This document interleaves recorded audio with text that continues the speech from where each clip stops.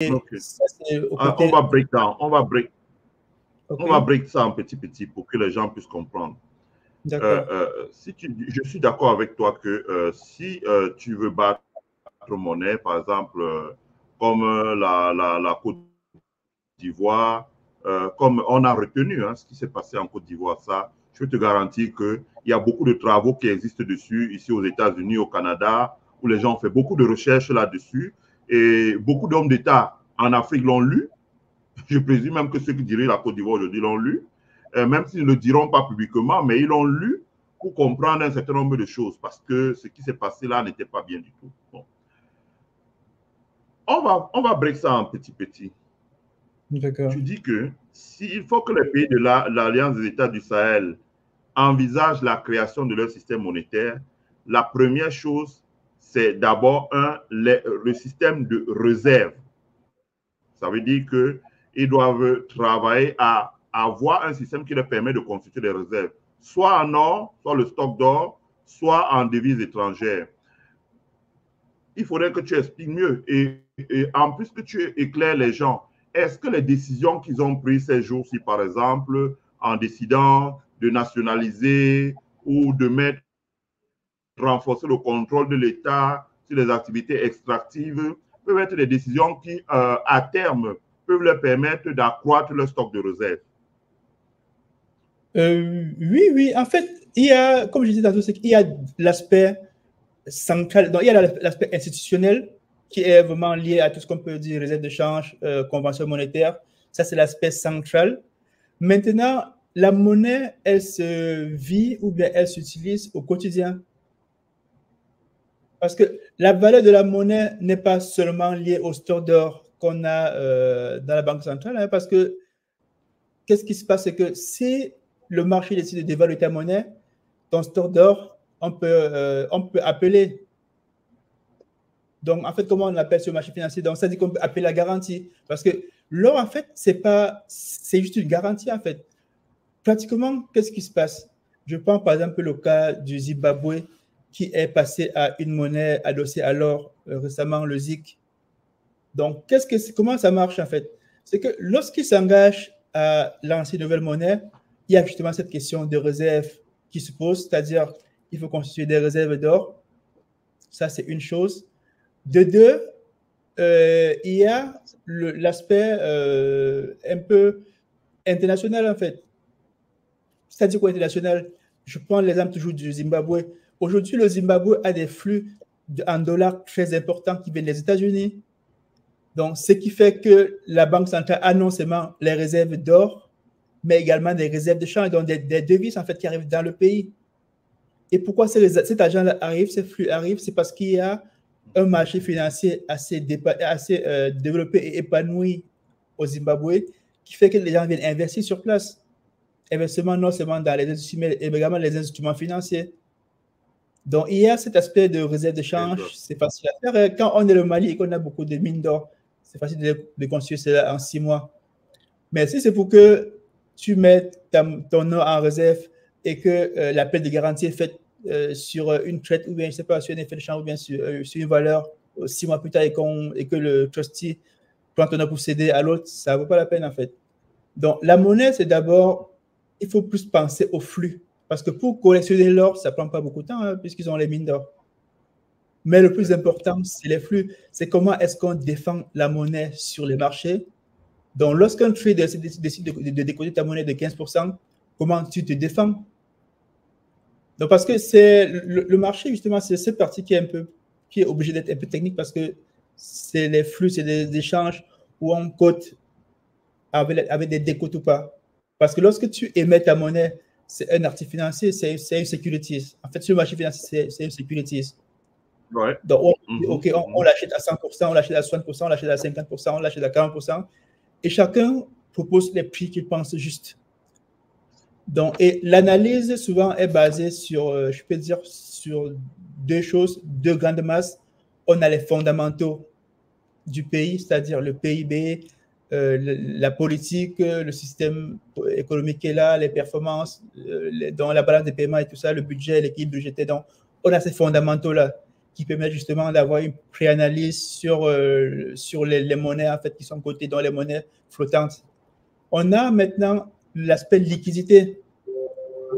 Une fois qu'on a fini les fondamentaux, ils sont solvables parce qu'ils ont, ils ont un bon PIB, ils n'ont pas ça. On a maintenant l'aspect de la liquidité. Est-ce que justement c'est une monnaie liquide? Maintenant, cet aspect liquidité est assuré par les banques.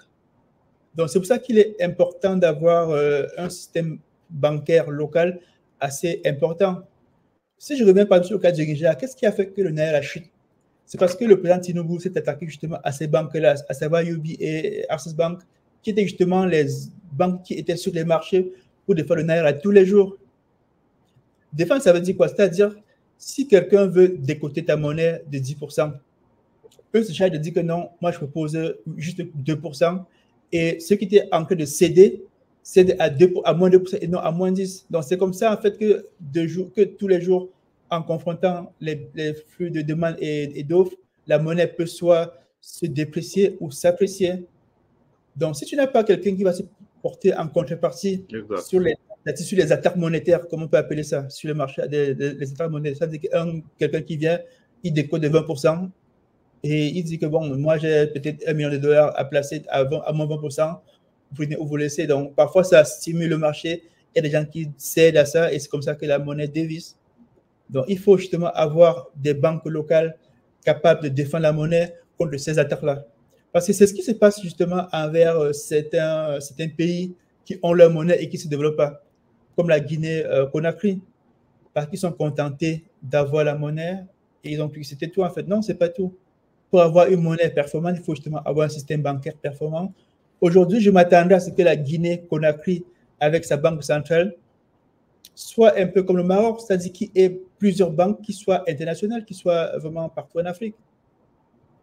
C'est ce que veut faire le Rwanda. Le Rwanda a créé le Rwanda Financial Center, qui est justement là pour travailler à ce que dans quelques années, qu'on ait les banques rwandaises qui se déploient sur tous les pays, dans tous les pays. Parce que justement, ils savent qu'avec le système local qui est déjà assez puissant, ça leur permet de se projeter. J'étais par exemple au Rwanda et là-bas, même moi en tant qu'étranger, j'ai la possibilité de placer mon argent en devises. Donc aujourd'hui, si j'ai des devises, des euros, le Rwanda m'autorise à les placer dans leur pays. Donc je n'ai qu'à ouvrir mon compte là-bas et puis je peux placer mes devises. Ce qui me permet justement de capter les devises sans avoir à aller sur les marchés. Donc, ce qui est la gestion de la monnaie, c'est important, un levier assez important pour avoir une monnaie stable. C'est pour ça que le franc rwandais, même comme c'est un pays avec un petit PIB, ils ont une monnaie qui est assez stable, ce qui fait que bon, le pays se développe. On a les prouesses du Rwanda, on n'en parle pas. Quoi. Je veux dire, tout le monde sait c'est connu que le Rwanda. La couverture du change est assurée. La couverture du change est assurée et surtout, Kagame ne laisse pas que cet argent-là soit utilisé pour importer les grosses voitures de luxe, le champagne qu'on boit dans les vidéos tous les jours, ou que les fonctionnaires qui ont des salaires de 200 000 construisent des châteaux de 500 millions, des choses comme ça. Donc, il y a une discipline, comme tu as dit tout à l'heure, il y a une discipline en matière de gestion même monétaire dans le pays qui fait que la couverture sur l'extérieur est pratiquement garantie par la Banque centrale sans faire des efforts d'aller sur le marché. Tu parles du Rwanda, oui, nous-mêmes, on a acheté le real estate au Rwanda et on amène le dollar et c'est le real estate qu'ils ont construit le franc rwandais et qui nous vendent en dollars. Donc, ça leur permet de faire rentrer le dollar dans leur pays sans faire trop d'efforts. Ça revient à ce qu'on disait sur le Cameroun. Au lieu de taxer la diaspora dans les affaires de frais de visa, si le gouvernement, j'avais pris le cas de 5 villes du sud-ouest, par exemple, Kumba, Tiko, Boya, Limbe, Mouyouka, rien que ces 5 villes-là, on n'arrive même pas à Manfé. Maintenant, on a bitumé la route jusqu'à Manfé, disons Manfé 5. Avec la très forte diaspora, comme par exemple nos frères anglophones, si le gouvernement aménageait 1000 hectares de terrain et disait pour un ratio de 50 villas par hectare, donc dans chacun de ces, ou même de 30 villas par hectare, si on va construire même de 20 villas par hectare, ça fait 500 mètres carrés. Si on construit 20 000 logements dans ces 20 villas, ça fait 100 000 logements. tous ces logements vont trouver preneur. Si ces logements, la politique de l'urbanisme fait qu'on construit ça en matériaux locaux, à 80%, et qu'on les revend exclusivement en devises, mais ça permet au Cameroun d'avoir une couverture, d'équilibrer sa balance de paiement, d'équilibrer sa balance commerciale et d'avoir une couverture de change pour 10 ans. Exactement. Comme tu dis, c'est ce qu'on fait les pays comme le Rwanda. Oui, je rebondis là-dessus. Oui, vas-y d'abord, je vais rebondir après. Moi, je sais que par rapport au Rwanda et au Rwanda, justement, j'ai également visité les appartements. Ce qui m'a frappé par rapport à ce qu'on fait au Cameroun, c'est la qualité des bâtiments, les finitions, la durabilité. Donc déjà, pour le voir en matériaux locaux. Oui, déjà non seulement c'est en matériaux locaux, mais la qualité est vraiment impeccable. Parce que chez nous, qu'est-ce qu'on fait? C'est qu'on fait des bâtiments et à peine on a fini, c'est déjà en train de se fendiller. Donc déjà, le sérieux, en fait, dans le projet, ça, c'était un élément important. Et de deux, je voulais justement revenir sur le côté monnaie et réserve et garantie, c'est-à-dire parce qu'il y a un discours en Afrique qui est très commun, c'est que lorsqu'on parle de monnaie, les gens pensent en général qu'il suffit d'avoir une réserve d'or pour que tout marche. Le contre-exemple de cette pensée-là, c'est la RDC. Aujourd'hui, la RDC a toutes les matières premières les plus monétisables dans le monde. Le coltan, l'uranium, en fait, pas l'uranium, le coltan, le zinc, en fait, toutes les matières premières stratégiques, ils les ont. Ce qui équivaut à l'or, c'est-à-dire ils ont tout ce qu'il faut pour monétiser, pour avoir une monnaie forte, mais ce qui leur manque, justement, c'est cet aspect financier. Comment est-ce qu'on monétise l'or qu'on a dans le sol ou bien dans des réserves? Comment est-ce qu'on monétise le coltan? C'est cet aspect, justement, qui leur manque à RDC, pour avoir non seulement un franc congolais qui soit fort, mais également avoir une économie forte. Parce qu'aujourd'hui, ils sont obligés de fonctionner avec le dollar, ce qui permet justement aux gens de prendre un sac à RDC, de mettre des dollars dans plein et de prendre l'avion avec, et ils sortent. Donc, c'est comme ça, en fait, qu'ils ont une fuite de capitaux inédite à RDC. Parce qu'il n'y a pas de... Donc, si on revient sur les pays de l'AES, par exemple, tu dis que les pays de l'AES ont un atout, c'est les exportations par exemple, de matières premières qui se fait en devise. Ils ont la vente de l'or ou la constitution d'un stock d'or qui était aussi un instrument. Hein, ce n'est pas le seul, mais c'est quand même un des instruments de réserve. Mais aussi le Mali et le Burkina Faso, par exemple, même le Niger, qui ont une très forte diaspora. Et c'est une diaspora qui travaille et dans les pays où on a des devises comme l'euro, le dollar. Et si, par exemple, le gouvernement développe des programmes, comme l'a fait le Rwanda, qui permet de venir placer cet argent, d'ouvrir des comptes en devises pour placer cet argent, mais également d'investir cet argent dans l'acquisition des actifs construits en devises locales, ça permettrait rapidement que ces pays aient un instrument de couverture de leur monnaie sans vraiment aller se baisser la culotte sur le marché international. Oui, justement, c'est des leviers. Justement, la diaspora est un levier qu'ils auraient pu utiliser ou bien qu'ils peuvent encore utiliser. Tout à l'heure, quand je parlais d'avoir un écosystème bancaire local développé, justement, la diaspora est un levier pour pouvoir le faire, en fait. Parce qu'aujourd'hui, après le passage du président Assimi Goïta, je m'attendais à ce que dans 5 ans, qu'on ait des banques solides dans l'AES qui sont capables non seulement de financer l'économie locale, mais également de se projeter dans l'environnement international. Donc, la diaspora, justement, c'est un raccourci que ces pays ont pour pouvoir ramener le savoir-faire. Parce que même la banque, ça ne s'apprend pas du jour au lendemain. Il faut pouvoir débaucher des gars déjà compétents, non seulement pour venir travailler, mais également pour former des jeunes. Et il faut aussi dire quelque chose, c'est qu'ils ne sont pas obligés de se limiter à la diaspora malienne. Ils peuvent chercher des ressources humaines en dehors du Mali. Par exemple, comme au Rwanda, ils ont pris... en fait, tant que tu es compétent, on te prend au Rwanda. Donc, comme toi, tu es un expert dans ton domaine, s'ils ont l'ouverture d'esprit de dire, OK, nous, on a des objectifs à atteindre, on a besoin de former des jeunes dans le domaine financier, donc ils peuvent te contacter, ils peuvent contacter plusieurs autres pour venir former, que ce soit des masterclass ou bien autre, quel que soit le modèle, afin qu'on ait des banques de ces pays-là qui deviennent compétitifs et que dans quelques années, ils aient un écosystème financier assez étoffé pour pouvoir justement prétendre aller avoir une monnaie et qu'elle soit forte. Parce qu'il y a deux choses. Le fait d'avoir une monnaie et le fait qu'elle soit forte. Parce que ça fait deux choses bien différentes. Pour avoir sa monnaie, on peut l'avoir en 3 semaines, en 4 semaines. Mais pour qu'elle soit une monnaie stable, ça prend beaucoup plus de temps. Okay. Je reviens encore, j'insiste encore sur le réseau bancaire. Lorsque tu dis qu'il faudrait qu'ils aient une banque qui défende la monnaie, je suis parfaitement d'accord. Est-ce qu'en ce moment, l'un des principaux reproches, par exemple, celui que Tunjiang Kwemi faisait au franc CFA, où il disait l'accès à la profession de banquier, et on voit ça dans un pays comme le Cameroun, c'est que on voit très bien qu'au Cameroun, l'accès à la profession de banquier, c'est d'abord c'est éminemment politique. Deuxièmement, ce n'est pas donné, et même quand le politique donne des licences, il donne la licence aux gens qui n'ont rien à voir avec le métier de banquier. Et ça produit toujours les mêmes effets. Ça veut dire qu'on prend un groupe d'hommes d'affaires, on leur donne la licence, et eux, la banque finit toujours pareil. Ça veut dire que, je ne veux pas citer les noms ici, hein, le Cameroun a quand même eu plusieurs cas.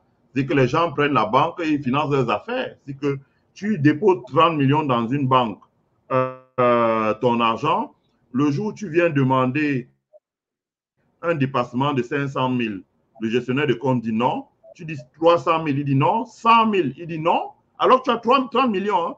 Et un jour, tu es surpris d'apprendre que chaque fois que tu es venu là, il y a des gens qui prennent les escaliers, ils montent à l'étage en haut, ils ouvrent le compte et ils repartent avec 1 milliard en liquide. C'est seulement parce qu'ils sont l'ami du fondateur de la banque. Donc, c'est que je veux dire que ça fait mal, mais bon, je ne veux pas qu'on s'attarde dessus. Donc, l'accès à la profession de banquier, qu'est-ce que toi tu peux dire, par exemple, si tu étais en face d'un Assimi Goïta, d'un Ibrahim Traoré, d'un Tiani, et je peux te garantir qu'ils ont leurs gens sur cette chaîne, je sais qui ils sont. Qu'est-ce que tu leur dirais, par exemple, en matière de réforme du secteur bancaire, c'est-à-dire que quels sont les genres d'institutions bancaires qu'il faut créer, comment est-ce qu'il faut développer le réseau, est-ce qu'il faut des banques publiques, est-ce qu'il faut des banques privées, est-ce qu'il faut des banques à capitaux nationaux, comment est-ce qu'il faut faire pour l'accès au métier de banquier, qu'est-ce qui est le plus important, est-ce que c'est les hommes, est-ce que c'est la technologie, est-ce que c'est les entrepreneuriats, est-ce que c'est la régulation de l'État? Quel est ton point de vue? Déjà, ils ont créé, administrativement, ils ont créé une banque d'investissement, ça fait quelques semaines. Dans l'AES, ils ont créé une banque d'investissement. Donc maintenant, la banque d'investissement, justement, son rôle, c'est investir. Donc pour investir, il faut avoir des ressources. Et ces ressources-là, il y a des ressources locaux qui sont justement produites par les banques commerciales parce que c'est la banque commerciale qui émet la monnaie, qui crée la monnaie. Ce sont les banques commerciales qui créent la monnaie. Et bon, les ressources étrangères, donc justement, ils doivent, s'ils veulent se financer à l'extérieur, ils doivent justement repartir vers les mêmes bailleurs de fonds. Et puis, bon, on sait comment ça va se passer. Donc, si j'avais quelque chose à dire, c'était de développer cet écosystème bancaire localement. Et ils peuvent justement s'appuyer sur des partenaires parce que lorsqu'ils partent, par exemple, faire des partenariats avec le Maroc, il ne faut pas juste aller acheter ça, mais il faut justement dire, OK, bon, telle banque-là, nous, on veut peut-être pas le contrôle, on veut... En fait, il faut parler du capital, en fait. Donc, aujourd'hui, vu le contexte politique, vu qu'on sait tous comment ça se passe, c'est-à-dire, si aujourd'hui, le Mali dépose une demande d'agrément à l'UMOA, je crois que ça va quand même, ça ne va pas passer aussi comme on était à la Poste. Donc, ça, c'est justement où ils peuvent s'appuyer sur des tiers pour initier des banques, même ailleurs, afin qu'elles se développent et reviennent au pays. Donc, ils doivent construire cet écosystème-là parce que c'est indispensable d'avoir les banques commerciales. C'est indispensable parce que c'est la banque commerciale qui, à travers le mécanisme de crédit, crée la monnaie. Donc, c'est un peu la base, en fait, du système financier. C'est les banques, ce sont nos dépôts qui font qu'in fine, on a des mastodontes. Donc, chez nous, le taux de bancarisation, justement, c'est un handicap parce qu'on a un taux de bancarisation qui est souvent faible. Or, pour améliorer ça, ce sont les banques commerciales qui doivent justement étendre les réseaux, abaisser les barrières à l'entrée pour les comptes bancaires, c'est-à-dire les montants minimum d'ouverture, les abaisser. Donc, il y a pas mal de mécanismes comme ça pour pouvoir abaisser l'accès à la banque et faire qu'on ait beaucoup plus de personnes qui ont des comptes bancaires, justement, qui apportent des dépôts, qui prennent des crédits, font tourner, font développer, par conséquent, les banques de réseau. Donc, pour moi, je pense que c'est ces deux aspects-là qui doivent justement prioriser. Et pour ça, il faut qu'ils aient vraiment une bonne politique pour les ressources humaines, parce que ces banques, il faut les gouverner. Pour les gouverner, il faut de l'expérience. Déjà, pour la profession bancaire, il y a toujours le principe de l'agrément. Donc, pour qu'ils agrémentent des gens, il faut justement que ce soit des gens qui ont un parcours bancaire certifié par l'autorité afin qu'ils puissent se déployer. Donc, il y a pas mal qui créent un vrai besoin de ressources humaines dans l'AES à ce jour. Donc, ils doivent faire comme les pays qui les ont précédés. L'Afrique du Sud a fait pareil. Donc, quand ils sont sur la partie, ils ont pris pas mal de cadres dans d'autres pays. Pareil pour le Rwanda. Dans tous les pays qui ont subi des grands changements, ont dû faire recours à de la ressource humaine étrangère. Donc, pas seulement sur le plan politique, comme on peut aujourd'hui voir, par exemple, avec des Franklin Yancy qui collaborent bien avec l'AES, ou bien la communication avec d'autres gens qu'on voit communiquer, mais ils doivent chercher de vrais de banquiers pour pouvoir les aider à structurer justement ces banques-là pour qu'elles puissent gérer ce côté de banque de détail et qui crée la monnaie, parce qu'il faut toujours le rappeler parce que bien qu'elle soit à la base, c'est là-bas qu'on crée la monnaie. C'est les banques commerciales qui créent la monnaie. Ce ne sont pas les banques d'investissement. Exact, pas l'émission du crédit. Exactement. Exact, pas l'émission du crédit. Maintenant, quels avantages spécifiques les pays de la Confédération, l'Alliance du Sahel pourraient espérer obtenir en établissant leur propre système monétaire, notamment en termes de politique monétaire, de politique budgétaire et d'intégration de leur économie? Est-ce que cela peut leur procurer des avantages en termes de politique monétaire, de politique budgétaire et d'intégration de leurs économies par rapport à s'ils étaient restés dans la zone CFA, par exemple? Bien sûr, tant que tu n'as pas la main sur ta monnaie, tu ne peux pas faire grand-chose. Parce qu'il y a dans le système franc CFA ce qu'on appelle les critères de convergence, c'est-à-dire un certain nombre de règles communautaires qui vous obligent à s'aligner sur un certain nombre de règles. Même si elle ne vous arrange pas, même si elle est contre votre économie, vous devez quand même l'adopter parce qu'elles sont communautaires. Donc aujourd'hui, on a cette pesanteur-là au niveau du franc CFA. Mais je pense que le plus important, c'est au niveau de la politique monétaire, de pouvoir déployer de vrais instruments de financement de l'investissement qui doivent permettre de créer des industries. Parce qu'à ce jour, il n'y a pas vraiment ce côté-là dans le franc CFA. Lorsque je regarde les politiques monétaires des banques comme par exemple justement la Banque centrale du Nigeria ou bien même la Fed qui est la référence en termes de banque centrale, tu vois, ils ont des objectifs pas seulement financiers, mais également économiques. Par exemple, l'emploi, le chômage. Ça fait partie des cibles de la Réserve fédérale. Or, dans notre politique monétaire qui est calquée sur celle de la BCE, on n'a pas cet objectif-là en fait. Donc, ce qui fait qu'on est moins enclin à financer l'investissement pour créer des emplois parce que ça ne fait pas partie de la philosophie de l'institution. Donc, l'AES, s'ils ont leur banque centrale, je pense qu'ils vont devoir faire une politique monétaire qui répond à leurs besoins, qui se répond à leurs aspirations, à leur contexte, qui est vraiment là pour... parce que la Banque centrale, il faut le dire, hein, c'est également une institution qui a d'autres institutions. Parce que chez nous, on a la BERP qui est assez limitée à elle seule, mais ce n'est pas le cas ailleurs. Ailleurs, comme au Nigeria, on a, par exemple, pour les exports, on a une banque spécialisée pour le financement des exportations, qui est une filiale de la Banque centrale. Donc, on a ailleurs tellement, non seulement les instruments monétaires, mais également les institutions, c'est-à-dire la Banque centrale qui a d'autres institutions qui font des métiers spécifiques. Comme pour l'agriculture, la Banque centrale a d'autres institutions qui font dans ces domaines-là. Donc, chez nous, on a une Banque centrale qui ne veut pas s'arrimer aux exigences de son temps, ni aux aspirations des peuples. Donc, cette Banque centrale, avec sa monnaie, si on veut changer quelque chose, que ce soit dans l'AES ou ailleurs, il faut penser à comment est-ce que soit on améliore la gestion, la gouvernance de façon concrète, parce qu'ils ont changé les textes, mais application, rien. Donc, soit on commence à appliquer ne serait-ce que les modifications qui ont été faites, soit au moins on se prépare à quitter pour avoir une monnaie autonome qui nous donnera tous les leviers nécessaires, que ce soit justement sur les questions budgétaires, de comment gérer notre équilibre budgétaire. Parlons des questions budgétaires. Est-ce que si les pays de la Confédération de l'Alliance des États du Sahel créent leur propre monnaie, est-ce que sur les questions budgétaires, est-ce que la politique budgétaire sera meilleure? Moi, je pense que oui, parce que budget, ça veut dire ressources et emploi. Donc, du coup, si on améliore les ressources, naturellement, on aura des emplois beaucoup plus importants.